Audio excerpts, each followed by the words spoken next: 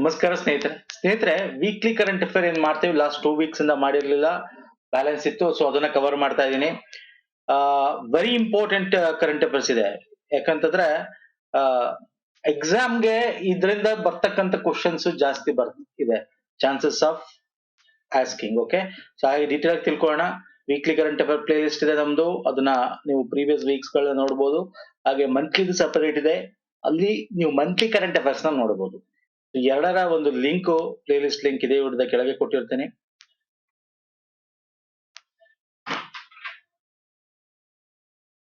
Description box ಅಲ್ಲಿ ಇರುತ್ತೆ. ಹಾಗೆ ನಮ್ಮ ಟೆಲಿಗ್ರಾಮ್ ಮತ್ತೆ ಇನ್ಸ್ಟಾಗ್ರಾಮ್ ಫಾಲೋ ಮಾಡಿ ಮಾಡ್ಕೊಳ್ಳಿ, ಅದ್ರ ಲಿಂಕ್ ಕೂಡ ನಿಮ್ಗೆ ಇದೇ ವಿಡಿಯೋದ ಕೆಳಗೆ ಡಿಸ್ಕ್ರಿಪ್ಷನ್ ಬಾಕ್ಸ್ ಅಲ್ಲಿ ಸಿಗುತ್ತೆ ಸ್ನೇಹಿತರೆ. ಓಕೆ, ಬನ್ನಿ ಆಗ ಡೀಟೇಲ್ ಡಿಸ್ಕಸ್ ಮಾಡೋಣ. ಮೊದಲನೇ ಕ್ವಶನ್ ವೆರಿ ಇಂಪಾರ್ಟೆಂಟ್ ಆಗಿರೋದು, ಅಲ್ಲಿ ಕ್ವಶನ್ ಮುಖಾಂತರ ತಗೋತೀನಿ. ವಿರೂಪಾಕ್ಷ ದೇವಾಲಯ, ನಮ್ಮ ಹಂಪಿಯ ವಿರೂಪಾಕ್ಷ ದೇವಾಲಯ ನ್ಯೂಸ್ ಅಲ್ಲಿ. ಯಾಕೆ ಅಲ್ಲಿನ ಸಾಲು ಕಂಬಗಳು ಬಿದ್ದಿದೆ, ರಥಬೀದಿಯ ಸಾಲು ಕಂಬಗಳು ಅಂತ ಹೇಳ್ಬೋದು, ಡ್ಯಾಮೇಜ್ ಆಗಿದೆ.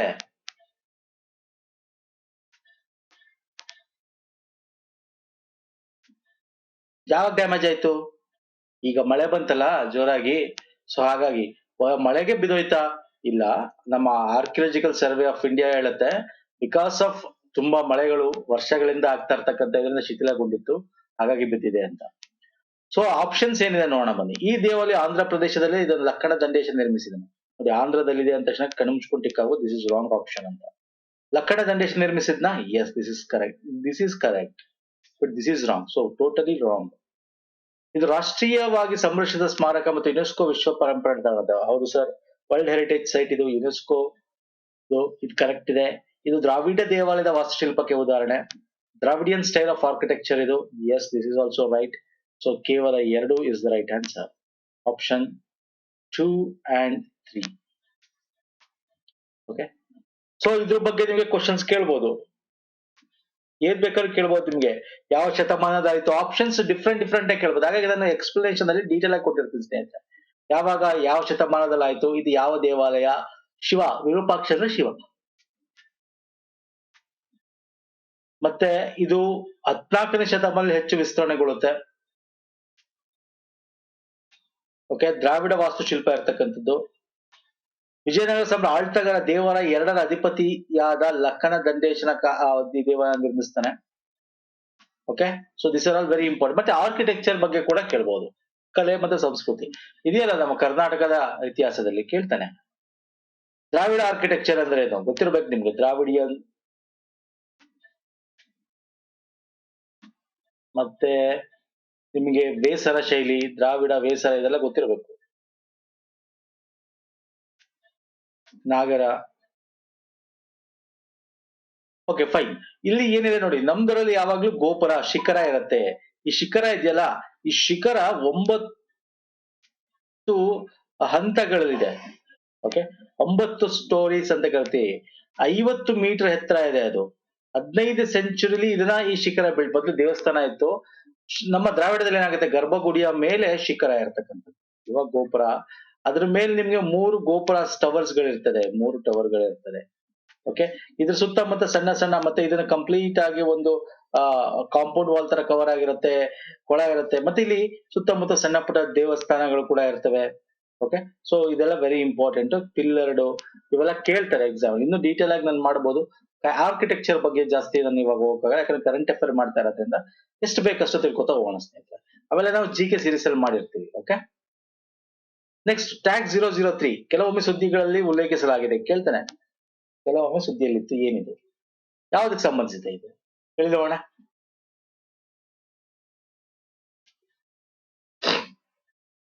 ಹೇಳ್ತೀರಾ? ಹೊಸದಾಗಿ ಪತ್ತೆಯಾದ ಎಕ್ಸೋ ಪ್ಲಾನೆಟ್, ಇದು ಅತ್ಯಾಧುನಿಕ ಕೃತಕ ಬುದ್ಧಿಮತ್ತೆ ಸಾಫ್ಟ್ವೇರ್, ಒಂದು ಡೆಂಗ್ಯೂ ಲಸಿಕೆನ ವಿದ್ಯುತ್ ವಾಹನ ಬ್ಯಾಟರಿಯ ಒಂದು ವಿಧಾನ. ಡೆಂಗ್ಯೂ ಲಸಿಕೆ ಜಪಾನ್ ಕಂಡಿಡ್ತಿರ್ತಕ್ಕಂತ ಒಂದು ವ್ಯಾಕ್ಸಿನ್. ವರ್ಲ್ಡ್ ಹೆಲ್ತ್ ಆರ್ಗನೈಸೇಷನ್ ಇದನ್ನ ಅಪ್ರೂವ್ ಮಾಡಿದೆ. It is second vaccine for dengue. ಈಗೆಲ್ಲ ಗೊತ್ತಿದೆ, ಡೆಂಗ್ಯೂಗೆ ನಿಮಗೆ ಯಾವ್ದೋ ಟ್ರೀಟ್ಮೆಂಟ್ ಅಂದ್ರೆ ಮೊದಲು ಡೆಂಗ್ಯೂ ಬಂದ ತಕ್ಷಣ ಅವಾಗಲೇ ಟ್ರೀಟ್ ಮಾಡೋದಾಯ್ತು. ಡೆಂಗ್ಯೂ ಬಂದು ತುಂಬಾ ದಿನ ಆಗಿದೆ ಅಂದಾಗ ಯಾರು ಉಳಿಯಲ್ಲ. ನಿಮ್ಗೆ ಗೊತ್ತಿರಬೇಕು, ಕೊರೋನಾ ಬರೋಕ್ಕಿಂತ ಮುಂಚೆ ಡೆಂಗ್ಯೂಗೆ ತುಂಬಾ ಜನ ಸಾಯ್ತಾ ಇದ್ರು ಅಲ್ವಾ. ವೆರಿ ಇಂಪಾರ್ಟೆಂಟ್ ಇದು. ಟ್ರಾಪಿಕಲ್ ರೀಜನ್ಸ್ ಅಲ್ಲಿ ಹೆಚ್ಚಾಗಿ ನಾವು ನೋಡ್ತೀವಿ, ಉಷ್ಣವಲಯಗಳಲ್ಲಿ ಹೆಚ್ಚಾಗಿ ಇದನ್ನ ನಾವು ನೋಡ್ತೀವಿ. ಉಷ್ಣವಲಯ ಸಮಶೀತೋಷ್ಣವಲಯದಲ್ಲಿ ಕೂಡ ಬರುತ್ತೆ. ಅಡೀಸ್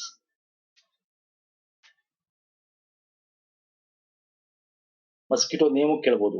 ಅಡೀಸ್ ಮಸ್ಕಿಟೋಸ್ ಅಂತ ಡೆಂಗ್ಯೂನ ಸ್ಪ್ರೆಡ್ ಮಾಡ್ತಕ್ಕಂಥ ವೆಕ್ಟರ್ ಬಾರ್ನ್ ಡಿಸೀಸಸ್ ಅಂತ ಕೇಳ್ತೀವಿ. ಫೈನ್. ನೆಕ್ಸ್ಟ್ ಬರ್ತೇನೆ. ಸುದ್ದಿಯಲ್ಲಿ ಇರುವ ಪ್ರಾಜೆಕ್ಟ್ ಭೀಷ್ಮ ಎಂಬ ಪದವು ಇದಕ್ಕೆ ಸಂಬಂಧಿಸಿದೆ. ಯಾವುದಕ್ಕೆ ಸಂಬಂಧಿಸಿದೆ? ನಾನು ಇಲ್ಲಿ ಎಲ್ಲ ಆಪ್ಷನ್ಸ್ ಓದಕ್ಕೆ ಹೋಗಲ್ಲ ಸ್ನೇಹಿತರೆ, ಡೈರೆಕ್ಟ್ ಆನ್ಸರ್ ಹೇಳ್ತೀನಿ. ಇಲ್ಲಿ ನೋಡಿದ್ರೆ ನಿಮ್ಗೆ ಗೊತ್ತಾಗಿರುತ್ತೆ. ಸ್ವಲ್ಪ ಅಬ್ಸರ್ವ್ ಮಾಡ್ಬೇಕು ನೀವು. ನಾನು ಏನಕ್ಕೆ ಕೊಟ್ಟಿರ್ತೀನಿ ಅಂದ್ರೆ ನಿಮಗೆ ವಿಜುಯಲಿ ಇಮ್ಯಾಜ್ ಆಗ್ಲಿ ಅಂತ. ನಾನು ಎಷ್ಟೋ ಇದರಲ್ಲಿ ಇಮ್ಯಾಜ್ಗಳು ಕೊಡೋ ರೀಸನ್ ವಿಜುಯಲಿ ನೀವು ಇಮ್ಯಾಜ್ ಮಾಡ್ಕೊಂಡ್ರೆ ನೆನಪಲ್ಲಿರುತ್ತೆ ಅಂತ. Imagination is very important. ಇಲ್ಲಿ ನೋಡಿದ ತಕ್ಷಣ ಹೇಳ್ಬೋದು, ಇಲ್ಲಿ ಓದಿದ ತಕ್ಷಣ ಕೂಡ ಹೇಳ್ಬೋದು. ಇಟ್ ಈಸ್ ಒಂದು ವಿಪತ್ತು ಪ್ರತಿಕ್ರಿಯೆಯನ್ನು ಹೆಚ್ಚಿಸಲು ಪೋರ್ಟಬಲ್ ಆಸ್ಪತ್ರೆ ಮತ್ತು ತುರ್ತು ಸಂದರ್ಭದಲ್ಲಿ ವೈದ್ಯಕೀಯ ಬೆಂಬಲ ನೀಡತಕ್ಕಂಥದ್ದು project Bhishma. What is project Bhishma? Bhishma full form ಏನು? ಭೀಷ್ಮ ಹೇಳಿ ನೋಡೋಣ. ಏನ್ full form? Sorry, battle field health information system for medical service ಅಂತ ಭೀಷ್ಮ ಅಂತ. Portable hospital. ಓಕೆ, ಆಗ್ರಾದಲ್ಲಿ ಇದನ್ನ ಏರ್ ಫೋರ್ಸ್ ನವರು ಸಕ್ಸಸ್ಫುಲಿ ಟೆಸ್ಟ್ ಮಾಡಿದ್ದಾರೆ. ನಿಮಗೆ ಏರ್ ಫೋರ್ಸ್ ಅಂದ್ರೆ ಏರಿಯಲ್ ಇಂದ ಕೂಡ ಇಳಿಸಬಹುದು, ಹೆಲಿಕಾಪ್ಟರ್ ಗಳಿಂದ ತಗೊಂಡ್ಬಂದು ಪ್ಯಾರಾಚೂಟ್ ಮುಖಾಂತರ ಇಳಿಸಬಹುದು. It is a small cube, ಮಡಿಸ್ಕೊಂಡಿರುತ್ತೆ. ಮಡಿಸ್ಕೊಂಡು ಕ್ಯೂಬ್ ತರ ಓಪನ್ ಆಗುತ್ತೆ. ಇದೆ ನೋಡಿ ಕ್ಯೂಬ್ಸ್, ಒಂದು ಕ್ಯೂಬ್. ಒಂದೊಂದು ಕ್ಯೂಬ್ ಅಲ್ಲಿ ಎಷ್ಟು ಇಕ್ವಿಪ್ಮೆಂಟ್ಸ್ ಗಳು ಇರ್ತವೆ ಅಂದ್ರೆ, ಎಷ್ಟು ಟೆಕ್ನಾಲಜಿ ಇದೆ ಅಂದ್ರೆ 200 ಪೇಷಂಟ್ ಸೈಮಲ್ಟೇನಿಯಸ್ಲಿ ಟ್ರೀಟ್ ಮಾಡಬಹುದು. ಸ್ಕ್ಯಾನಿಂಗ್ ಇಂದ ಹಿಡಿದು ರಿಪೋರ್ಟ್ ಟೆಸ್ಟಿಂಗ್ ಇಂದ ಹಿಡಿದು. ಓಕೆ, ಇದೊಂದು 270 kg ವೆಯ್ಟ್ ಇದೆ.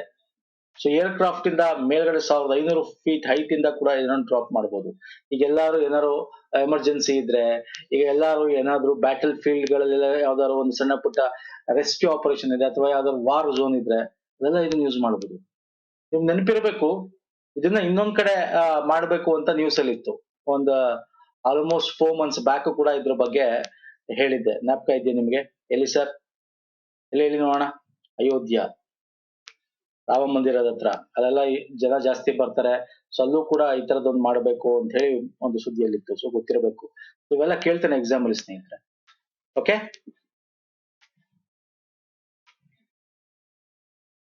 ಬರೋಣ ನೆಕ್ಸ್ಟ್ ಕ್ವಶನ್. 1959 ಅಂಟಾರ್ಟಿಕ್ ಒಪ್ಪಂದಕ್ಕೆ ಸಹಿ ಹಾಕಿದ ದೇಶಗಳು. ನೋಡಿ ಯಾಕೆ ಸುದ್ದಿಯಲ್ಲಿ ಇತ್ತು ಅದನ್ನ ಹೇಳ್ತೀನಿ. ಭಾರತದಲ್ಲಿ ಈ ಒಂದು ಮೀಟಿಂಗ್ ಕಂಡಕ್ಟ್ ಮಾಡಿದ್ದಾರೆ. ಇಯರ್ಲಿ ಮೀಟಿಂಗ್ ಮಾಡ್ತಾರೆ. ಮೊದಲು 2 ವರ್ಷಕ್ಕೆ ಆಗ್ತಾ ಇತ್ತು. ಇದ್ರ ಬಗ್ಗೆ ಡೀಟೇಲ್ ಆಗಿ ತಿಳ್ಕೊಬೇಕಾಗತ್ತೆ. ಅಂಟಾರ್ಟಿಕ್ ಟಿಟಿ, ಅಂಟಾರ್ಟಿಕಾ ಖಂಡ, ಅದನ್ನ ರೆಸ್ಕ್ಯೂ ಮಾಡಬೇಕು ಅನ್ನೋಕ್ಕಿಂತ ಪ್ರೊಟೆಕ್ಟ್ ಮಾಡಬೇಕು. ಯಾವ ಯಾವ ದೇಶ ಸಹಿ ಹಾಕಿದೆ? Chile, Bharat, United Kingdom, Norway, New Zealand. Yes, ಎಲ್ಲ ಕರೆಕ್ಟಾ? ಎಲ್ಲಾ correct. C first Antarctic Treaty 1959 ಯಾಕೆ ಸುದ್ದಿಯಲ್ಲಿದೆ?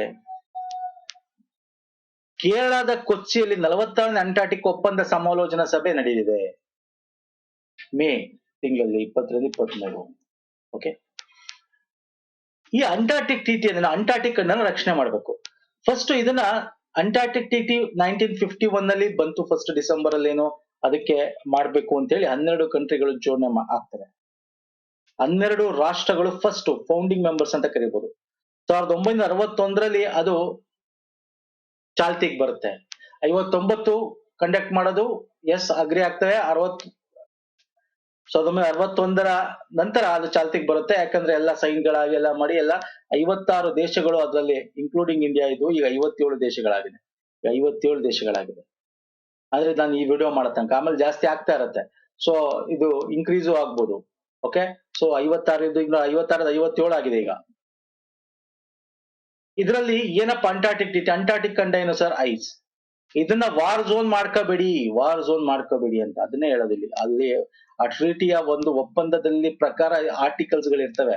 ಅಲ್ಲಿ Antarctic shall be use for peaceful purpose, ಶಾಂತಿಗೆ ಮಾತ್ರ, ಅಂದ್ರೆ ಸೈಂಟಿಫಿಕ್ ರಿಸರ್ಚ್ ಮಾತ್ರ ಯೂಸ್ ಮಾಡ್ತೀವಿ, ಸೈಂಟಿಫಿಕ್ ಇನ್ವೆಸ್ಟಿಗೇಷನ್ ಮಾತ್ರ ಯೂಸ್ ಮಾಡ್ಕೋಬೇಕಲ್ಲಿ. ಅಲ್ಲಿ ಯಾವುದೇ ನ್ಯೂಕ್ಲಿಯರ್ ಆಗ್ಲಿ, ಬೇರೆ ವಾರ್ ಝೋನ್ ಯೂಸ್ ಮಾಡೋದಾಗ್ಲಿ, ಅಥವಾ ಬೇರೆ ಅಲ್ಲಿಂದ ಎಕ್ಸ್ಟ್ರಾಕ್ಟ್ ಮಾಡೋದಾಗ್ಲಿ, ಏನಾದ್ರು ಖನಿಜಗಳು, ನೋ ಅವೆಲ್ಲ ಮಾಡ್ಬೇಡಿ. ಸೈಂಟಿಫಿಕ್ ಗೋಸ್ಕರ ಯೂಸ್ ಮಾಡಿ. ಏನಿದೆ ಅಲ್ಲಿ ಏನಿಲ್ಲ ನೋಡ್ಕೊಳ್ಳಿ. ಯಾರ ದೇಶ ಬೇಕಾದ್ರೂ ಬನ್ನಿ, ಆದ್ರೆ ಪೀಸ್ಫುಲ್ ಆಗಿ ಯೂಸ್ ಮಾಡಿ, ಎಕನಾಮಿಕಲಿ ಯೂಸ್ ಮಾಡಬೇಡಿ. ಸೈಂಟಿಫಿಕ್ ರಿಸರ್ಚ್ ಗೋಸ್ಕರ ಏನಿತ್ತು ಅಲ್ಲಿ, ಏನಿದೆ, ಏನಾಗುತ್ತೆ ಮುಂದೆ ಇದು. ಓಕೆ, ಸೊ ನಾನು ಹೇಳ್ತಾ ಇದ್ದೆ ನಿಮ್ಗೆ 12 ದೇಶಗಳು. ಯಾವ್ದು ಸರ್? ಇಲ್ಲೆಲ್ಲ ಅಂಟಾರ್ಟಿಕಾ ಸುತ್ತಮುತ್ತ ನೋಡೋದಾದ್ರೆ ಇಲ್ಲೇ ನಿಮ್ಗೆ ಸಿಕ್ಬಿಡುತ್ತೆ ಒಂದಷ್ಟು ದೇಶಗಳು. ಬಟ್ ಇಲ್ಲಿ Argentina, Australia, Belgium, Chile, France, Japan. France ಯಾಕೆ ಬಂತು ಅಂದ್ರೆ ಇಲ್ಲಿ ನೋಡಿ, ಇಲ್ಲೆಲ್ಲ ಫಾಕ್ಲ್ಯಾಂಡ್ ಐಲ್ಯಾಂಡ್ಸ್, ಸಣ್ಣ ಪುಟ್ಟ ಐಲ್ಯಾಂಡ್ಗಳು ಬೇರೆ ಬೇರೆ ರಾಷ್ಟ್ರಗಳ ಕಂಟ್ರೋಲ್ ಇರ್ತವೆ. Japan, New Zealand, Norway, south Africa, union Soviet social republic, the UK and US. Okay, Russia. ಇದಿಷ್ಟು ಫಸ್ಟ್ ಈ ಒಂದು ಟ್ರೀಟಿ ಆದಾಗ 12 ರಾಷ್ಟ್ರಗಳು ಸೇರಿ ಮಾಡುತ್ತೆ. ಎಲ್ಲಿ ಬರುತ್ತೆ ಅಂಟಾರ್ಟಿಕಾ? ನಿಮಗೆ 60 degree south latitude. Okay, Antarctica ಅಂದ ತಕ್ಷಣ ಇಲ್ಲೊಂದಷ್ಟು research ಸೆಂಟರ್ಗಳಿವೆ.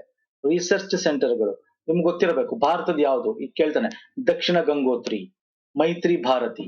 Okay, Dakshin Gangotri, Maitri Bharati. Even Indian post office in Antarctica ಇದೆ. ಇಲ್ಲಿ ದಕ್ಷಿಣ ಗಂಗೋತ್ರಿ ಇವಾಗಿಲ್ಲ, 1988, 89ರಲ್ಲಿ ಅದು ಮುಳುಗೋಗುತ್ತೆ.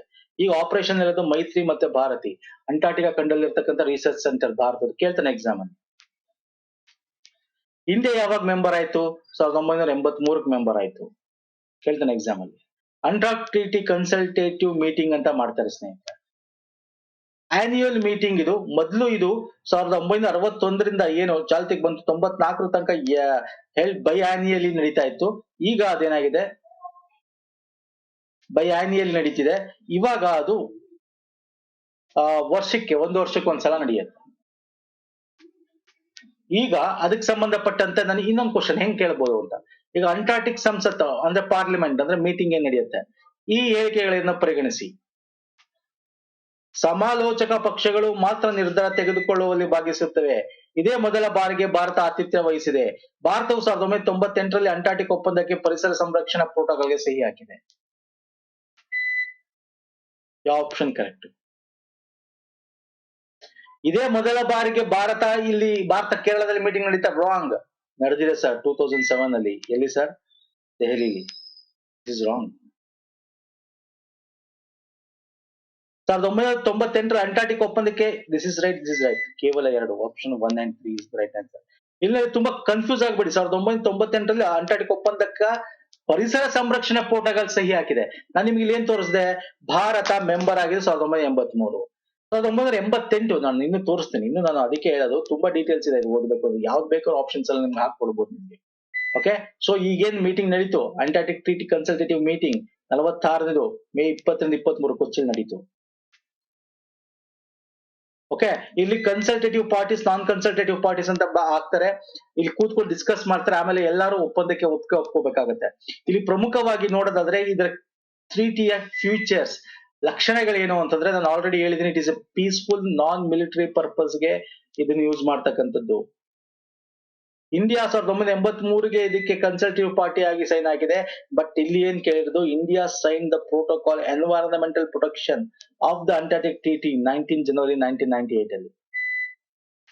ಅರ್ಥ ಆಗ್ತಿಲ್ಲ? This are very important. India vote and participate in all key decision making process regarding Antarctica. So ಏನ್ ಬೇಕಾದ್ರೂ ಕೇಳ್ಬೋದು. ನಾನು ಅದನ್ನೇ ಹೇಳಿದ್ದು. ನಾನು ನಿಮ್ಗೆ ಹೇಳಿದೆ, India had last hosted meeting ಆಗಿದ್ದು ಇಂಡಿಯಾದಲ್ಲಿ 2007ರಲ್ಲಿ ನ್ಯೂ ಡೆಲ್ಲಿ. ಸೊ ಹಾಗಾಗಿ ಏನ್ ಬೇಕಾದ್ರೂ ಕೇಳ್ಬೋದು. ಸೊ ಹಾಗಾಗಿ ಎಲ್ಲಾ ಆಪ್ಷನ್ಸ್ ತಿಳ್ಕೊ. ಅದಕ್ಕೆ ನಾನು ಇದಕ್ಕೆ ಸಂಬಂಧಪಟ್ಟಂತೆ 2 ಕ್ವಶನ್ಸ್ ತಗೊಂಡಿದ್ದೀನಿ. ಸೊ ಹಾಗಾದ್ರೆ ಎಷ್ಟು 2 ಆಪ್ಷನ್ ಸರ್? ಯಾವ್ದು sir? Option 1 and 3. This is wrong. This is right. This is right. Okay, so ಅರ್ಥ ಮಾಡ್ಕೊಳ್ಳಿ. ಯಾವ್ದು ಬೇಕಾದ್ರೆ ನಿಮಗೆ ಆಪ್ಷನ್ಸ್ ಅಲ್ಲಿ ನಾನು ಹೇಳಿದೆ 12 ರಾಷ್ಟ್ರಗಳು ಏನಿದೆ ಅದನ್ನು ಬೇಕಾದ್ರೆ ಆಪ್ಷನ್ಸ್ ಕೊಡ್ಬೋದು. ಸ್ಟಾರ್ಟಿಂಗ್ ಈಗ 50 ಹೇಳಿದೆ. ಈಗ ಸ್ಟಾರ್ಟಿಂಗ್ ಎಷ್ಟಿತ್ತು ಮತ್ತೆ ಇದರ ಹೆಡ್ ಕ್ವಾರ್ಟರ್ಸ್ ಎಲ್ಲಿದೆ ಕೇಳ್ಬೋದು. ಅರ್ಜೆಂಟೈನಾದಲ್ಲಿದೆ. ಬ್ಯೂನಸ್ ಏರೀಸ್ ಅರ್ಜೆಂಟೈನಾದಲ್ಲಿ ಇದರ ಹೆಡ್ ಕ್ವಾರ್ಟರ್ಸ್ ಇದೆ. ನಾನು ಅದನ್ನೇ ಹೇಳ್ತಾ ಇರೋದು. ನಾನು ಏನಕ್ಕೆ ಇಲ್ಲಿ ಡೀಟೇಲ್ ಆಗಿ ಕೊಡೋದು ಸ್ನೇಹಿತರೆ, ಇಷ್ಟೊಂದು ನಿಮ್ಗೆ ಇನ್ಫಾರ್ಮೇಶನ್ಸ್ ಅಂದ್ರೆ ಬೇಕಾದ್ರೆ ರಾಷ್ಟ್ರಗಳು ಕೇಳ್ಬೋದು ನಿಮ್ಗೆ. ಸೊ ಅವೆಲ್ಲ ಕೇಳ್ಬೋದು, ಏನ್ ಬೇಕಾದ್ರೂ ಕೇಳ್ಬೋದು. ಅದಕ್ಕೆ ಡೀಟೇಲ್ ಆಗಿ ತಿಳ್ಕೊಳ್ಳಿ. PDF ನಮ್ಮ ಟೆಲಿಗ್ರಾಮ್ ಚಾನಲ್ ಶೇರ್ ಮಾಡ್ತೀನಿ, ನೋಂದಿಟ್ಟುವರೆ. ಎಲ್ಲ ನಮ್ಮ ಕರೆಂಟ್ ಅಫೇರ್ಸ್ PDF ನಿಮ್ಗೆ ಅಲ್ಲಿ ಸಿಗುತ್ತೆ. ಪ್ರೀವಿಯಸ್ ಮಾಡಿರೋದು ಸಿಗುತ್ತೆ, ಎಂಡ್ ಆಫ್ ದ ಸಿಗುತ್ತೆ. ಓಕೆ, ನೆಕ್ಸ್ಟ್ ಬರ್ತೇನೆ. ಅವಳಗಳನ್ನು ಉಲ್ಲೇಖಿಸಿ ಈ ಕೆಳಗಿನ ಹೇಳಿಕೆಯನ್ನು ಪರಿಗಣಿಸಿ. Coral reef. ಕೋರಲ್ ರೀಫ್ ನೋಡಿ, ಕೋರಲ್ ರೀಫ್ ಬಗ್ಗೆ ಎಕ್ಸಾಮ್ ಅಲ್ಲಿ ಕೇಳ್ತಾನೆ. ಯಾಕೆ? Lakshadweep is also coral reef ಇಂದ ಆಗಿರ್ತಕ್ಕಂಥ ಐಲ್ಯಾಂಡ್ಸ್ ಗಳು. ಈಗ ಸುದ್ದಿಯಲ್ಲಿರೋದು ಅದೇ. ಏನ್ ಸುದ್ದಿಯಲ್ಲಿದೆ? ಕೋರಲ್ ರೀಫ್ ಬ್ಲೀಚ್ ಆಗ್ತದೆ ಲಕ್ಷದ್ವೀಪದಲ್ಲಿ because of heat waves. So first ಇದ್ದ ನಾವು ಕಂಪ್ಲೀಟ್ ಆಗಿ ಆಪ್ಷನ್ಸ್ ನೋಡೋಣ, ಆಮೇಲೆ ಇದ್ರ ಬಗ್ಗೆ ಡಿಸ್ಕಸ್ ಮಾಡೋಣ. ಲಕ್ಷದ್ವೀಪ ಸುದ್ದಿಯಲ್ಲಿದೆ, ಮಾಲ್ಡೀವ್ಸ್ ಸುದ್ದಿಯಲ್ಲಿದೆ, ಬಿಕಾಸ್ ಆಫ್ ಪ್ರಧಾನಮಂತ್ರಿ ಮಾಲ್ಡೀವ್ಸ್ ಇಶ್ಯೂಸ್ ನಿಮ್ಗೆಲ್ಲ ಗೊತ್ತಿದೆ. ಹಾಗಾಗಿ ಲಕ್ಷದ್ವೀಪದ ಜಿಯೋಗ್ರಫಿಕಲ್ ರಿಲೇಟೆಡ್ ಯಾವ್ದಾರು ಇದೆಯಾ? ಎಸ್, ಕರೆಂಟ್ ಅಫೇರ್ ಇದೆ. ಏನಿದೆ? ಬ್ಲೀಚ್ ಆಗ್ತಾ ಇದೆ. ಬನ್ನಿ ಡಿಸ್ಕಸ್ ಮಾಡೋಣ. ರೀಫ್ ಬಿಲ್ಡಿಂಗ್ ಹವಳಗಳು 18 ಡಿಗ್ರಿ ಸೆಲ್ಸಿಯಸ್ ಗಿಂತ ಕಡಿಮೆ ನೀರಿನ ತಾಪವನ್ನು ಸಹಿಸುವುದಿಲ್ಲ. 15 ಡಿಗ್ರಿ 18 ಡಿಗ್ರಿಗಿಂತ ಕಮ್ಮಿ ಇದ್ರೆ ಅಲ್ಲಿ ಇರಲ್ಲ. ಎಸ್, ಕರೆಕ್ಟ್ ಸರ್, ಇದು ಹೌದು. 15 ಡಿಗ್ರಿ ಮೇಲೆ ಇರಬೇಕು, 18 ಡಿಗ್ರಿ ಮೇಲೆ ಇರಬೇಕು. ಕಮ್ಮಿ ಇದ್ರೆ ಕೋಲ್ಡ್ ಅಲ್ಲಿ ಇರಲ್ಲ. 20 to 23 ಆವರೇಜ್ ಇರಬೇಕು ಪರ್ ಆನಮ್ ನಾನು ಮಾತಾಡ್ತಾ ಇರೋದು. 30 ಡಿಗ್ರಿ ತನಕ ಸಹಿಸ್ಕೊಳ್ಳುತ್ತೆ ಮ್ಯಾಕ್ಸಿಮಮ್ ಅಂದ್ರೆ ಹೀಟ್ ಅಂದ್ರೆ ಟೆಂಪರೇಚರ್, ಅದಕ್ಕಿಂತ ಜಾಸ್ತಿ ಎಲ್ಲ ಸಹಿಸ್ಕೊಳ್ಳಲ್ಲ ಅದು. 18 ಡಿಗ್ರಿಗಿಂತ ಕಮ್ಮಿ ಇದ್ರು ಕೋಲ್ಡ್ ಇದ್ರು ಸಹಿಸ್ಕೊಳ್ಳಲ್ಲ ಅದು. ಓಕೆ, ದ್ಯುತಿ ಸಂಶ್ಲೇಷಣ ಅಗತ್ಯವಾದ ಸಂಯುಕ್ತವೊಂದಿಗೆ ಜುಜಾಂತಲ ಹವಳಗಳನ್ನು ಒದಗಿಸುತ್ತದೆ. ಕೋರಲ್ ರೀಫ್ ಅಲ್ಲಿ ದ್ಯುತಿ ಸಂಶ್ಲೇಷಣೆ ಆಗ್ಬೇಕಂದಾಗ ಈ ಜೂಜಾಂತಲ ಅಂತಕ್ಕಂಥ ಒಂದು ಆಲ್ಗೆ ಇದೆ. ಈ ಆಲ್ಗೆ ಇದಕ್ ಬೇಕಾಗಿರ್ತಕ್ಕಂಥ ಸಂಯುಕ್ತ ಕಾಂಪೌಂಡ್ಸ್ ಗಳು ಆಹಾರಕ್ಕೆ ಬೇಕಾಗಿರೋದು ದ್ಯುತಿ ಸಂಶ್ಲೇಷಣೆ ಮಾಡಕ್ಕೆ ಕೊಡುತ್ತೆ ಅಂತಿದೆ. ರಾಂಗ್, ಉಲ್ಟಾ ಹಾಕಿದ್ದೀನಿ ಇಲ್ಲಿ ನಾನು, ಹೇಳ್ತೀನಿ ಅದ್ರ ಬಗ್ಗೆ ನಾವು. 35 ಡಿಗ್ರಿ ಉತ್ತರ 35 ಡಿಗ್ರಿ ದಕ್ಷಿಣ ಅಕ್ಷ ನಡುವೆ ಸೀಮಿತವಾಗಿರೋ ಉಷ್ಣವಲಯದ ಸಾಗರಗಳಲ್ಲಿ ಹವಳಗಳು ಬೆಳೆಯುತ್ತದೆ.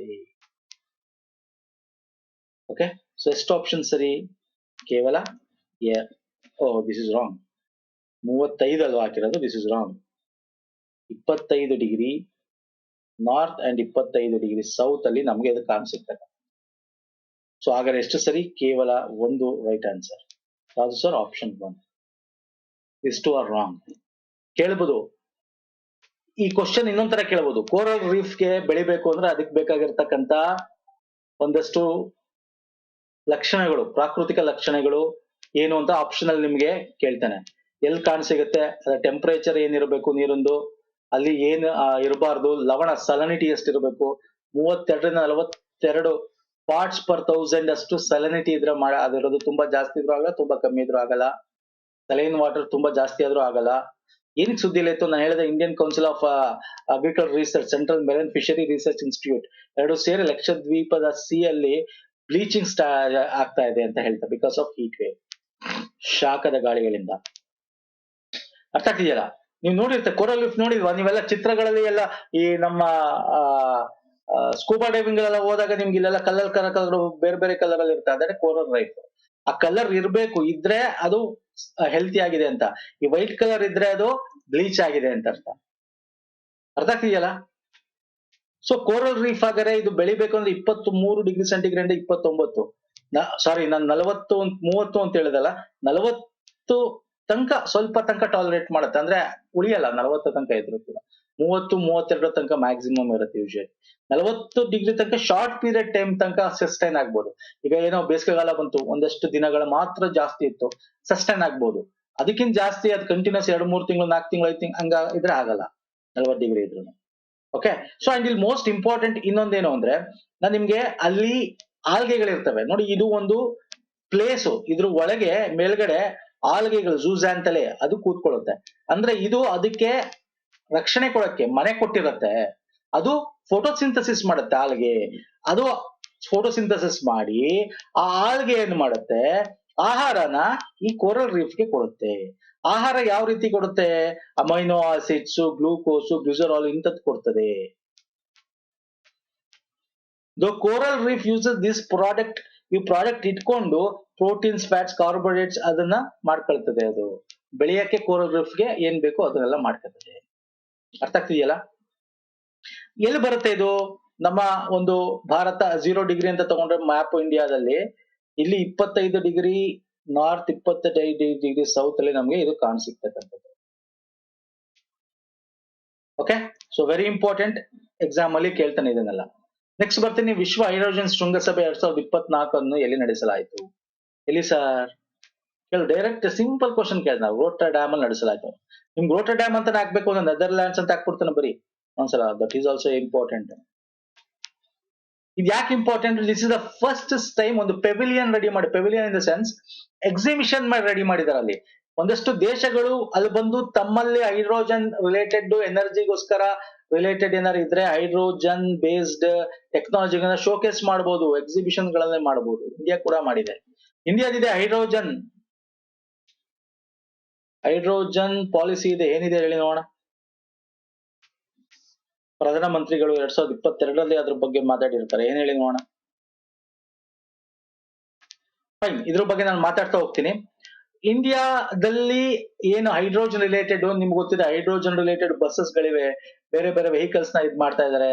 ಹೈಡ್ರೋಜನ್ ರಿಲೇಟೆಡ್ ಯಾಕೆ ಏನಾಗುತ್ತೆ ಅಲ್ಲಿ, water as a by product ಆಗಿ ಬರುತ್ತೆ, ಎನ್ವೈರನ್ಮೆಂಟಲ್ ಫ್ರೆಂಡ್ಲಿ ಅಲ್ವಾ. ಹಾಗಾಗಿ ಭಾರತದಿಂದ ministry of new and energy, renewable energy, department of science and technology and ministry of railways, ministry of petroleum and natural gas, private sectors ಗಳು ಇವೆಲ್ಲ participate ಮಾಡಿವೆ, ಅಲ್ಲಿ exhibition ಗಳನ್ನ ಹಾಕಿವೆ. ಅದ್ರ ಬಗ್ಗೆ ಏನಾಗುತ್ತೆ ಗೊತ್ತಾ, ಹಿಂಗಾಗ್ದಾಗ ಇನ್ವೆಸ್ಟ್ಮೆಂಟ್ ಬರ್ತಾರೆ, ಈ ಟೆಕ್ನಾಲಜಿನ ತಗೊಳ್ಳೋರು ಬರ್ತಾರೆ, ಅದರಿಂದ ಇನ್ನು ದೊಡ್ಡದಾಗಿರ್ತಕ್ಕಂಥ ನಾವು ಬೇರೆ ಬೇರೆ ಇದನ್ನ ಮಾಡ್ಬೋದು, ರಿಸರ್ಚ್ ಅಂಡ್ ಡೆವಲಪ್ಮೆಂಟ್ ಗೆ ದುಡ್ಡು ಹಾಕೋರು ಬರ್ತಾರೆ. ಓಕೆ, ನ್ಯಾಷನಲ್ ಹೈಡ್ರೋಜನ್ ಮಿಷನ್ ಅಂತ ಭಾರತದಿದೆ, 2022ರಲ್ಲಿ ಅಪ್ರೂವ್ ಮಾಡಿರುತ್ತೆ ಕ್ಯಾಬಿನೆಟ್ ಕೂಡ. 19,744 ಕೋಟಿ ಇದಕ್ಕೆ ದುಡ್ಡು ಕೊಡ್ತಾ ಇದೆ ನ್ಯಾಷನಲ್ ಹೈಡ್ರೋಜನ್ ಮಿಷನ್. ಟಾರ್ಗೆಟ್ 2030 ತನಕ ಹೈಡ್ರೋಜನ್ ರಿಲೇಟೆಡ್ ನಾವು ರಿನ್ಯೂಬಲ್ ಎನರ್ಜಿನ ಯೂಸ್ ಮಾಡ್ಕೋಬೇಕು, ಹೈಡ್ರೋಜನ್ ರಿಲೇಟೆಡ್ ಎನರ್ಜಿ ಒಂದು ಸಪ್ಲೈಗೆ ನಾವು ಯೂಸ್ ಮಾಡ್ಕೋಬೇಕು ಅಂತ. ಏನದು target 2030 5 million metric ton per annum, ಪ್ರತಿ ವರ್ಷ ಇಷ್ಟು ಕೆಪಾಸಿಟಿ ಹೈಡ್ರೋಜನ್ ಇಂದ ನಾವು ಗ್ರೀನ್ ಹೈಡ್ರೋಜನ್ ಪ್ರೊಡಕ್ಷನ್ ಕೆಪಾಸಿಟಿನ ಯೂಸ್ ಮಾಡ್ಬೇಕಾಗಂತ ಹೇಳುತ್ತೆ. ಇದರಿಂದ ನಾವು ಏನ್ ಬೇಕಾದ್ರು ಅಂದ್ರೆ ಫಾರ್ ಎಕ್ಸಾಂಪಲ್ ವಿದ್ಯುತ್ ತಯಾರ ಮಾಡಕ್ ಆಗಬಹುದು. ಓಕೆ, 125 ಗಿಗಾವ್ಯಾಟ್ಸ್ ರಿನ್ಯೂಬಲ್ ಎನರ್ಜಿ ಕೆಪಾಸಿಟಿನ ಇನ್ನು ಅಡಿಷನ್ ಮಾಡಬೇಕು ಅಂತ ಈ ಒಂದು ಮಿಷನ್ ಹೇಳುತ್ತೆ, 2030 ಟಾರ್ಗೆಟ್ ಇಟ್ಕೊಂಡು. ಅದಕ್ಕೆ 8 ಲಕ್ಷ ಕೋಟಿ ಇನ್ವೆಸ್ಟ್ ಮಾಡ್ತಾ ಇದ್ದಾರೆ, ಜಾಬ್ಸ್ ಕ್ರಿಯೇಷನ್ ಆಗುತ್ತೆ. ಫಾಸಿಲ್ ಫ್ಯೂಯಲ್ಗೆ ನಾವೇನು ದುಡ್ಡು ಕೊಟ್ಟು ತಗೋತೀವಿ ಹೊರಗಡೆ ಅಂತ ಪೆಟ್ರೋಲಿಯಂ ಪ್ರಾಡಕ್ಟ್ಸ್ ಗಳು, ಅದು ರಿಡಕ್ಷನ್ ಆಗುತ್ತೆ, 1 ಲಕ್ಷ ಕೋಟಿಯಷ್ಟು ದುಡ್ಡು ಉಳಿತಾಯ ಆಗುತ್ತೆ ಇದರಿಂದ. ಇಲ್ಲಿಗೆ ಇನ್ವೆಸ್ಟ್ ಮಾಡ್ತೀವಿ, ಇಲ್ಲಿಂದ ಉಳಿತಾಯ ಮಾಡ್ತೀವಿ ಅಷ್ಟೇ. Okay, so hydrogen mission, national hydrogen mission ಬಗ್ಗೆ ಗೊತ್ತಿರಲಿ, ಒಂದಷ್ಟು ಪ್ರಮುಖವಾದ ಪಾಯಿಂಟ್ಸ್ ಕೊಟ್ಟಿದ್ದೀನಿ ನಿಮಗೆ. ನೆಕ್ಸ್ಟ್ ಬರ್ತೀನಿ ಸ್ನೇಹಿತರೆ, ಪ್ರಯಾಣ ಮತ್ತು ಪ್ರವಾಸೋದ್ಯಮ ಅಭಿವೃದ್ಧಿ ಸೂಚ್ಯಂಕ, travel and tourism development index 2024 ಸಂಬಂಧಿಸಿದ ಈ ಕೆಳಗಿನ ಹೇಳಿಕೆಗಳನ್ನು ಪರಿಗಣಿಸಿ. ನೋಡಿ, ಇವೆಲ್ಲ ಯಾಕೆ ಬರ್ತದೆ, ಇವೆಲ್ಲ ಯಾಕೆ ಇಂಪಾರ್ಟೆಂಟ್ ಅಂದ್ರೆ, ಟ್ರಾವೆಲ್ ಅಂಡ್ ಟೂರಿಸಂ ಹೆಂಗಿದೆ ಅಲ್ಲಿ ಟ್ರಾವೆಲ್, ಅಲ್ಲಿ ಆ ದೇಶದಲ್ಲಿ ಪಾಲಿಸಿ ಹೆಂಗಿದೆ, ಎನ್ವೈರನ್ಮೆಂಟ್ ಹೆಂಗಿದೆ, ಅವಾಗ ಚೆನ್ನಾಗಿರುತ್ತೆ ಟ್ರಾವೆಲಿಂಗು, ಇನ್ಫ್ರಾಸ್ಟ್ರಕ್ಚರ್ ಹೆಂಗಿದೆ, ಮೂಲಭೂತ ಸೌಕರ್ಯ, ಟ್ರಾನ್ಸ್ಪೋರ್ಟೇಷನ್ ಆಗಿರ್ಬೋದು, ಸ್ಟೇಯಿಂಗ್ ಆಗಿರ್ಬೋದು, ಫುಡ್ ಆಗಿರ್ಬೋದು, ಎನಿ ರಿಲೇಟೆಡ್, ಇವೆಲ್ಲ ಇಂಪಾರ್ಟೆಂಟ್ ಒಂದು ದೇಶದ ಎಕಾನಮಿಗೆ ಸ್ನೇಹಿತರೆ. ಇದು ವಿಶ್ವ ಆರ್ಥಿಕ ವೇದಿಕೆ ಪ್ರಮುಖ ಸೂಚ್ಯಂಕ, ವರ್ಲ್ಡ್ ಎಕನಾಮಿಕ್ ಫೋರಂ ಅಂತ. Yes, correct. ಸೂಚ್ಯಾಂಕವು 5 ಆಯಾಮಗಳನ್ನು ಒಳಗೊಂಡಿದೆ, ಇವುಗಳನ್ನು ಸೂಚ್ಯಂಕ ಲೆಕ್ಕಾಚಾರದಲ್ಲಿ ಅಂಶೀಕರಿಸಲಾಗಿದೆ. ಭಾರತವು ದಕ್ಷಿಣ ಏಷ್ಯಾದಲ್ಲಿ ಮತ್ತು ಕೆಳ ಮಧ್ಯಮ ಆದಾಯ ರಾಷ್ಟ್ರಗಳ ಅಗ್ರ ಪ್ರದರ್ಶನವನ್ನು ಹೊಂದಿದೆ. ಎಷ್ಟು ಸರಿಯಾಗಿದೆ ಹೇಳ್ತೀರಾ? Yes, option 3 is also right. ಹಾಗಾದ್ರೆ 3 ಕರೆಕ್ಟ್, ಎರಡನೇದು ತಪ್ಪ. ಎಸ್, ಫಟಾಫಟ್ ಅಂತ ಹೇಳ್ಬೇಕು. ಎರಡನೇ ತಪ್ಪು. ಯಾಕೆ ತಪ್ಪು ನೋಡಿ, index comprise 5 dimensions, 17 pillars, 102 individual indicators distributed among different pillars. Okay, so ಇದ್ರಲ್ಲಿ ತುಂಬಾ ಇದೆ. ಇದರಲ್ಲಿ ಇದೊಂದೇ 5 ಆಯಾಮಗಳನ್ನ ಮಾತ್ರ ಅಲ್ಲ, ಡೈಮೆನ್ಷನ್ಸ್ ಗಳನ್ನ ಮಾತ್ರ ಅಲ್ಲ, ಪಿಲ್ಲರ್ಸ್ ಗಳಿವೆ, ಅದೆಲ್ಲನೂ ಕೂಡ ತಗೊಂಡಿದೆ. ಹಾಗಾಗಿ ಕೇವಲ 2 is the right answer and 3 is wrong. Correct ಆಗಿ ಕ್ವಶನ್ಸ್ ಓದಬೇಕು. 5 ಆಯಾಮಗಳು ಮಾತ್ರ ನಾನು ತೋರಿಸ್ತೇನೆ, 5 ಆಯಾಮ ಪಿಲ್ಲರ್ಸ್ ಗಳು ಎಲ್ಲ ಬರುತ್ತೆ ನೋಡಿ. ನಾನು ನಿಮ್ಗೆ ಹೇಳಿದೆ, ಒಂದು ರಾಷ್ಟ್ರದಲ್ಲಿ ಎಷ್ಟು ಇಂಪಾರ್ಟೆಂಟ್ ಇವೆಲ್ಲ ಟೂರಿಸಂಗೆ. ಬೇರೆಯವರು ಹೊರದಿಂದ ಬರ್ತಾರೆ ಅಂದ್ರೆ ಎಷ್ಟು ದುಡ್ಡು ಬರುತ್ತೆ ನಮ್ಗೆ ಹೊರಗಡೆಯಿಂದ. ಇನ್ಫ್ರಾಸ್ಟ್ರಕ್ಚರ್ ಸರ್ವಿಸ್ ಚೆನ್ನಾಗಿರ್ಬೇಕು, ರಿಸೋರ್ಸ್ ಸಂಪನ್ಮೂಲ ಇರಬೇಕು, ಅಲ್ಲಿ ಎನ್ವೈರನ್ಮೆಂಟಲ್ ಕಂಡೀಷನ್ ಚೆನ್ನಾಗಿರ್ಬೇಕು, ಅದಕ್ಕೆ ಏನೇನ್ ಇರಬೇಕು. ಓಕೆ, ಇವೆಲ್ಲನೂ ಕೂಡ ಆ ದೇಶದಿಂದನೇ ತಗೊಳುತ್ತೆ. ಬೇರೆ ಬೇರೆ ಇನ್ಸ್ಟಿಟ್ಯೂಟ್ ಗಳಿಂದ, ಬೇರೆ ಬೇರೆ ಮಿನಿಸ್ಟ್ರಿಗಳಿಂದ ಇನ್ಫಾರ್ಮೇಶನ್ ತಗೊಂಡು ಕ್ಯಾಲ್ಕುಲೇಷನ್ ಮಾಡಿ ಮಾಡಿದ್ವಿ. ಸೆಕೆಂಡ್ ಎಡಿಷನ್ ಇದು, ಸೆಕೆಂಡ್ ಎಡಿಷನ್. ಫಸ್ಟ್ ರ್ಯಾಂಕ್ ಯಾವ್ದಿದೆ? First rank United State, USA, ಆಮೇಲೆ ಸ್ಪೈನ್, ಜಪಾನ್, ಫ್ರಾನ್ಸ್, ಆಸ್ಟ್ರೇಲಿಯಾ ಇದೆ. ಅಂದ್ರೆ ಆ ರಾಷ್ಟ್ರಗಳು ಫಸ್ಟ್ 5 ಟಾಪ್ 5 ಅಲ್ಲಿ ಬರ್ತವೆ. ಭಾರತ ಇವಾಗ 39ನೇ ಪ್ಲೇಸ್ ಅಲ್ಲಿ ಇದೆ, 54 ಅಲ್ಲಿ 2021ರಲ್ಲಿ. ಓಕೆ, ಸೊ ಹಾಗಾಗಿ ಭಾರತ ರ್ಯಾಂಕ್ ಬಗ್ಗೆನೂ ಕೂಡ ಕೇಳಬಹುದು. ಹೌದು, ಇಂಡಿಯಾಸ್ ಟಾಪ್ ಪರ್ಫಾರ್ಮರ್ ಸೌತ್ ಏಷ್ಯಾದಲ್ಲಿ and lower middle income nation ಅಲ್ಲಿ ಇಂಡಿಯಾ ಒಂದು ಒಳ್ಳೆ ಪ್ಲೇಸ್ ಅಲ್ಲಿ ಇದೆ ರ್ಯಾಂಕ್ ಅಲ್ಲಿ, ಈ ನೇಷನ್ಸ್ ಗೆ ಕಂಪೇರ್ ಮಾಡಿ. Okay, so this is very important questions once again. So next ಬಂದ್ಬಿಡ್ತೀನಿ ಸ್ನೇಹಿತರೆ. ಇತ್ತೀಚೆಗೆ ಕೆಲವೊಮ್ಮೆ ಸುದ್ದಿಯಲ್ಲಿ ಕಂಡಿರುವ ಸೈಕ್ಲೋನಿಕ್ ಸ್ಟಾರ್ಮ್ ರೆಮೆಲ್ ಹುಟ್ಟಿಕೊಂಡಿದ್ದು ಎಲ್ಲಿ ಅಂತ. ರೆಮೆಲ್ ಕೇಳಬಹುದು, ರೆಮೆಲ್ ಅಂದ್ರೆ ಏನು ನೋಡಿ. ಹಿಂಗೆ ಕ್ವಶನ್ ಬರಬೇಕು ಅಂತ ಹೇಳಿ, ರೆಮೆಲ್ ಪದದ ಅರ್ಥ ಏನು, ಪದದ ಅರ್ಥ, ಮೀನಿಂಗ್ ಆಫ್ ರೆಮೆಲ್, ಮತ್ತೆ ಯಾವ ದೇಶ ಈ ನೇಮ್ ಕೊಟ್ಟಿದ್ದು, ಯಾವ ದೇಶ ಹೇಳಿ ನೋಡೋಣ. ಇದು ಮಧ್ಯ ಬಂಗಾಳದಲ್ಲಿ ಕೊಲ್ಲಿಯಲ್ಲಿ ಅಂದ್ರೆ ಸೆಂಟ್ರಲ್ ಬೇ ಆಫ್ ಬೆಂಗಾಲ್ ಅಲ್ಲಿ ಹುಡ್ಕೊಳ್ಳುತ್ತೆ. ಹೆಚ್ಚಾಗಿ ವೆಸ್ಟ್ ಬೆಂಗಾಲ್, ಬಾಂಗ್ಲಾದೇಶಕ್ಕೆ ಮಾಡುತ್ತೆ. ರೆಮೆಲ್ ಅಂದ್ರೆ ಸ್ಯಾಂಡ್ ಅಂತ ಇನ್ ಅರಬಿಕ್ ಅಲ್ಲಿ. ಈ ಹೆಸರು ಕೊಟ್ಟಿದ್ದು ಓಮನ್. ಹೆಂಗೆ ನೇಮ್ ಸಜೆಸ್ಟ್ ಮಾಡ್ತಾರೆ, ಅದ್ರ ಲಿಸ್ಟ್ ಏನಿದೆ ನಾನು ಆಲ್ರೆಡಿ ನಮ್ಮ ಯೂಟ್ಯೂಬ್ ಚಾನಲ್ 2 ವರ್ಷದ ಮುಂಚೆನೆ ಕೊಟ್ಬಿಟ್ಟಿದ್ದೀನಿ ಈ ಲಿಸ್ಟ್ ಗಳನ್ನ. ಓಕೆ, ಸೊ ಒಂದ್ಸಲ ನೋಡ್ಕೊಳ್ಳಿ, ಅದನ್ನ ಇಲ್ಲಿ ಡಿಸ್ಕಸ್ ಮಾಡೋದ್ ಬೇಕಾಗಿಲ್ಲ. ಯಾಕಂದ್ರೆ ಅದನ್ನ ಆ ಲಿಸ್ಟ್ ಹೆಂಗ್ ಬಂತು ಏನು ಅಂತ ಕೇಳಲ್ಲ. ಎಕ್ಸಾಮ್ ಅಲ್ಲಿ ಏನ್ ಕೇಳ್ಬೋದು, ಅದ್ರ ನೇಮ್ ಕೇಳ್ಬೋದು, ಎಲ್ಲಿ ಹುಡ್ಕೊಂತು ಅಂತ ಕೇಳ್ಬೋದು, ವಿಚ್ ಟೈಪ್ ಆಫ್ ಸ್ಟೋಮ್ ಅಂತ ಕೇಳ್ಬೋದು. ಓಕೆ, ಎಲ್ಲಿಂದ ಬಂತು, ಮತ್ತೆ ಆ ನೇಮ್ ಸಜೆಸ್ಟ್ ಮಾಡಿದೆ ಯಾರು ಅಂತ ಕೇಳ್ಬೋದು. ಓಕೆ, ವೆರಿ ಇಂಪಾರ್ಟೆಂಟ್ ಇದು, ಸಿಂಪಲ್ ಆಗಿ ಕೇಳ್ತಾರೆ ರೆಮಲ್. ನೆಕ್ಸ್ಟ್ ಬರ್ತೇನೆ, ವೆರಿ ವೆರಿ ಇಂಪಾರ್ಟೆಂಟ್. ಸಂಸದರಿಗೆ ಪಾಸ್ಪೋರ್ಟ್ ನಿಯಮಗಳಿಗೆ ಸಂಬಂಧಿಸಿ ಈ ಕೆಳಗಿನ ಹೇಳಿಕೆಗಳನ್ನು ಪರಿಗಣಿಸಿ. ಸಂಸದರು ಮತ್ತು ಅವರ ಸಂಗಾತಿಗಳು ರಾಜತಾಂತ್ರಿಕ ಮತ್ತು ಸಾಮಾನ್ಯ ಪಾಸ್ಪೋರ್ಟ್ಗಳಿಗೆ ಅರ್ಹರಾಗಿರುತ್ತಾರೆ. ಸಂಸದರಿಗೆ ರಾಜತಾಂತ್ರಿಕ ಪಾಸ್ಪೋರ್ಟ್ಗಳು ಅಧಿಕೃತ ಪ್ರಮಾಣ ಮತ್ತು ಖಾಸಗಿ ವ್ಯಾಪಾರ ಪ್ರವಾಸಗಳಿಗೆ ಮೀಸಲಾಗಿದೆ. ಯಾವ್ದು ಕರೆಕ್ಟ್ ಆನ್ಸರು? ಯಾವ್ದು ಕರೆಕ್ಟ್ ಆನ್ಸರು? ಏನಕ್ಕಿದೆ ಹೇಳಿದ್ದೀನಿ, ನಿಮ್ಗೆ ಗೊತ್ತಿದೆಯಲ್ಲ, ನಮ್ಮ MP, ಹಾಸನದ MP ಪಾಸ್ಪೋರ್ಟ್ ನ ರಾಜತಾಂತ್ರಿಕ ಪಾಸ್ಪೋರ್ಟ್ ಮೇಲೆ ಅವ್ರು ಹೋಗಿದ್ದು, ಈಗ ಬಂಧಿಸಿದಾರೆ ಬಿಡಿ, ಬಂದಾಯ್ತು ಇಂಡಿಯಾಗೆ, ಬನ್ಸು ಆಯ್ತು, ಜೈಲ್ಗೆ ಹಾಕು ಆಯ್ತು. ಅವ್ರನ್ನ ಪಾಸ್ಪೋರ್ಟ್ ನ ವೀಸಾ ತೆಗಿಬೇಕು ಅಂತ ಕರ್ನಾಟಕದ ಸರ್ಕಾರ ಮಿನಿಸ್ಟ್ರಿ ಆಫ್ ಎಕ್ಸ್ಟರ್ನಲ್ ಅಫೇರ್ಸ್ ಗೆ ರಿಕ್ವೆಸ್ಟ್ ಮಾಡಿತ್ತು. ರಾಜತಾಂತ್ರಿಕ ಪಾಸ್ಪೋರ್ಟ್ ಅಲ್ಲಿ ಹೋಗಿದ್ದು MP, ಅವ್ರಿಗೆ ರಾಜತಾಂತ್ರಿಕ ಅಂತ. ಅದಕ್ಕೆ ವಿಚ್ ಟೈಪ್ ಆಫ್ ಪಾಸ್ಪೋರ್ಟ್ಸ್ ಗಳು ನಿಮ್ಗೆ ಗೊತ್ತಿರಬೇಕು, ಎಕ್ಸಾಂಪಲ್ ಕೇಳ್ಬೋದು ನೋಡಿ, ಇವೆಲ್ಲ ಸುದ್ದಿಯಲ್ಲಿ ಇರ್ತಕ್ಕಂಥದ್ದು, ಹೆಂಗ್ ಬೇಕಾದ್ರೆ ಕೇಳ್ಬೋದು. ಟೈಪ್ಸ್ ಆಫ್ ಪಾಸ್ಪೋರ್ಟ್ ಕೇಳ್ಬೋದು ಭಾರತದಲ್ಲಿ ಯಾವ ರೀತಿ ಇದೆ ಅಂತ. ಇವ್ರ ಬಗ್ಗೆ ಬ್ಲೂ ಕಾರ್ನರ್ ಲಾಸ್ಟ್ ವೀಕ್ ಇದ್ರಲ್ಲಿ ಮಾಡಿದ್ರು, blue corner notice, red corner notice, yellow corner notice, ಅದೇನು ಅದನ್ನ ಕೇಳ್ಬೋದು. Okay, so very important questions ಇದು. ಯಾವ್ದು ಎರಡು ಸರಿ ಅಂತ ಹಾಕಿದ್ರೆ ನಾನು, ಇಲ್ಲ ಆಪ್ಷನ್ 1 ಕರೆಕ್ಟ್, ಆಪ್ಷನ್ 2 ಕರೆಕ್ಟ್. ಯಾಕೆ 2 ಕರೆಕ್ಟ್ ಅಂತಂದ್ರೆ ಖಾಸಗಿ ವ್ಯಾಪಾರ ಅಂತ ಇಲ್ಲಿ ಹಾಕಿದೀನಿ ಪಾಯಿಂಟ್ ನೋಡಿ, ಅದಕ್ಕೆ ಕ್ಲೀನ್ ಆಗಿ ಓದ್ಬೇಕು, ದಿಸ್ ಇಸ್ ರಾಂಗ್. ಸೊ ಕೇವಲ ಒಂದು ಮಾತ್ರ ರೈಟ್. ಖಾಸಗಿ ವ್ಯಾಪಾರ ಪ್ರವಾಸಗಳಿಗೆ ಮೀಸಲಾಗಿದೆ ಅಂತ ಹಾಕಿದೀನಿ, ಖಾಸಗಿ ವ್ಯಾಪಾರಕ್ಕಲ್ಲ ಅದು.